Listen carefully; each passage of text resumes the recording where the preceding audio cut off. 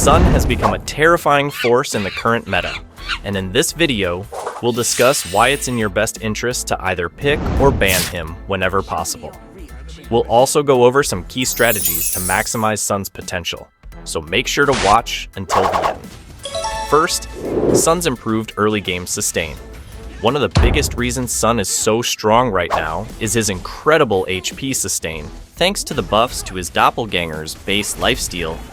This makes him much harder to kill early on compared to his previous version. With this improved sustain, Sun can dominate the early game, making it tough for enemies to deny him gold and experience. Second, Sun's buffed third skill. His third skill now deals more damage in the early game, but the real game changer is the added slowing effect. This slow applies not just from Sun, but also from his doppelgangers, making it even more effective when used with clones. This is why it's highly recommended to use Sun's third skill after summoning his clones. That way, your target will receive more stacks of slow. Third, Sun's assassin-like playstyle. Sun now feels like an assassin thanks to the changes in his second skill. He can easily bypass frontliners to dive and eliminate squishy heroes like marksmen and mages. Not only is he more lethal offensively, but he's also harder to pin down, making him much more slippery when avoiding danger. At first glance, this buff might not seem major, but in practice, it significantly improves both his offense and survivability. Fourth, Sun is a chase-down monster. Sun excels at chasing down enemies. His second skill's extended range combined with the pouncing effect of his third skill makes escaping him nearly impossible. This incredible gap-closing ability also makes him a strong jungler, allowing him to clear jungle creeps efficiently and rotate quickly to secure key targets. Fifth, Sun's better scaling.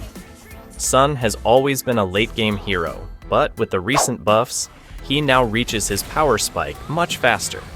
Whether played as a jungler or an XP laner, his ability to farm and gain strength early on has drastically improved. Previously, Sun wasn't much of a threat in the early game, but now you need to be extra cautious. One wrong move, and you might just get a banana shoved where the sun doesn't shine. Sixth, Sun's win condition. Sun has multiple ways to carry a game. His raw damage, mobility, and outplay potential allow him to dominate fights, but he's also an incredible split pusher. Even if Sun falls behind early, a well-orchestrated lane push can turn the tide. Ignoring him is a huge mistake. He doesn't need kills to win, just enough time to melt turrets like butter on a sizzling skillet. Now that we're done discussing why Sun is meta, we will now talk about some tips on how to play him more effectively. We will tackle itemization, emblem, talents, and more. But before we continue, please hit like, share this video, and if you haven't yet, subscribe to the channel. Should you decide to pick Sun and win a bunch of games like myself, I highly recommend not going with a full damage build. Instead, give him a minimum of 2 defensive equipment or more as necessary. Sun's damage output and HP sustain is already good enough, even if he only has 1 to 2 damage items. Personally, I think having a minimum of 2 damage items is the sweet spot. Corrosion Scythe, in my opinion, is non-negotiable and must always be part of your build. It's a decent starting item, thanks to its balance between attack speed, damage, movement speed bonus, and slow effect, which will be very useful in securing kills, outclassing a lot of heroes in duels, and sometimes even escaping. You also have to remember that the slowing effect of Corrosion Scythe works on his doppelgangers, making him even more effective when it comes to chase downs. As for his second damage item, Windtalker is usually a good choice thanks to its bonus attack speed and movement speed. The effect damage is also a nice bonus, but if you are matched against a bunch of high HP heroes, maybe getting Demon Hunter Sword over Windtalker is a good idea. Its bonus damage scales based on your target's current HP, making it a decent tank buster. Not to mention that Sun's doppelgangers also benefit from the attack effects of this item, making it even more effective. If the situation permits it, or in other words, if your team is winning tremendously, then maybe going with 3 physical attack items is not a bad idea. Like I said earlier, giving Sun a bunch of defensive equipment is also a good idea. That allows him and his doppelgangers to last longer in battle and avoid getting wiped out. Thunderbelt is an excellent item in my opinion, not because of the stacks, but because of its slowing effect. Also, his clones benefit from the attack effect of that item, making it even easier for Sun to prevent his prey from escaping.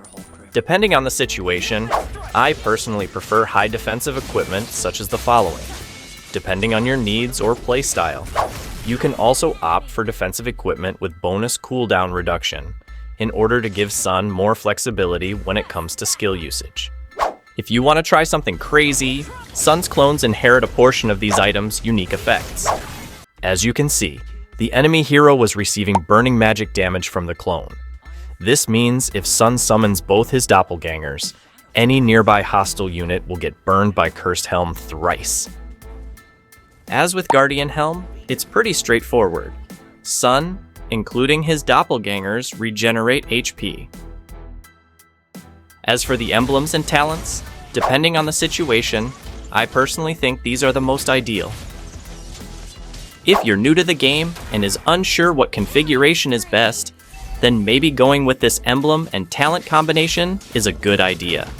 This configuration helps Sun gain a significant advantage in the early and mid game, and also allows him to scale well if the game extends further. As for the roles, Sun is best played as a jungler with Ice Retribution. You can also play him as an XP laner, but that would require more experience and player skills. In other words, playing him as an XP laner is a bit more challenging than playing him as a jungler. Should you choose to play him as an XP laner, I suggest choosing Petrify as your battle spell. It has a very low cooldown time and is greatly effective whether it's the early, mid, or late game. If you're not picking Sun, you must have a plan to shut him down. The best way?